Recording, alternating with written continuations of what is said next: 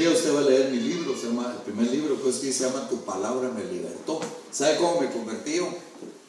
3 días de persecución diabólica. Que era bien ateo.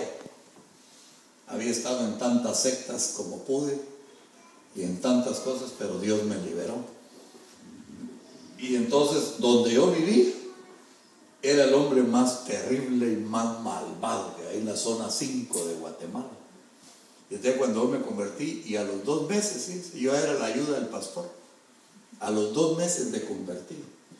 Y entonces la gente le dice, ¿y cómo pone ese hombre? Si ese hombre es malo. Y me recordé de Pablo, ¿verdad?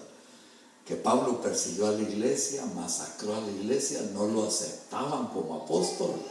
Sin embargo, hermano, cuando Dios llama, Él es el que llama.